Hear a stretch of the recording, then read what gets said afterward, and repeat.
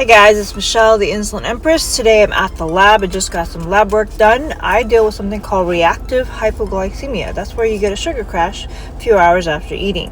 It is normal for your sugar to come down after eating, but it is not normal to drop into the 50s or lower.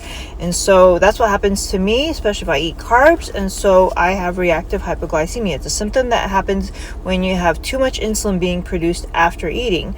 The cause for my reactive hypoglycemia, it's a very rare cause. It's not a common cause. Most people's cause for reactive hypoglycemia is insulin resistance.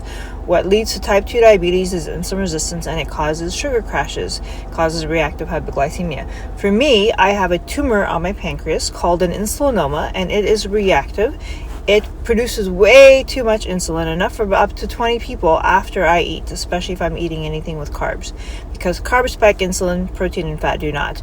So if I eat any carbs, I will spike way more insulin than normal, and it will cause a sugar crash by the third hour, usually for me. So this is my 10th test. Over the years, I've been keeping track by doing a glucose tolerance test once a year, where I'm checking both sugar and insulin levels at every single hour to see how high sugar climbs and how far low it drops, and the same with insulin to see where insulin starts, how high it goes, and where it goes afterwards.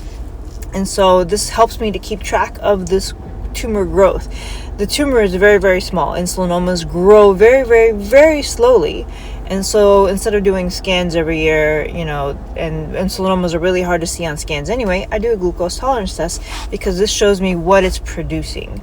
And so today I'm at the lab. We just did the first one, and I'm going to be here for 5 more hours to get this testing completely done. And I'll post results on this later when I get the results, probably in a week or so. So if you deal with reactive hypoglycemia, one of the best tests to do is an extended oral glucose tolerance test, which is what I'm getting now. You want it to be a minimum of 3 hours. Most glucose tolerance tests only 1 or 2 hours. You want at least 3 hours. I recommend 5 hours.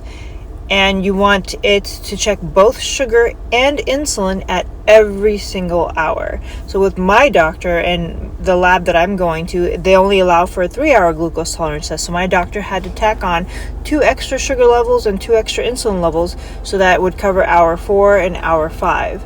So if you think you have reactive hypoglycemia, the best test to do is an extended oral glucose tolerance test.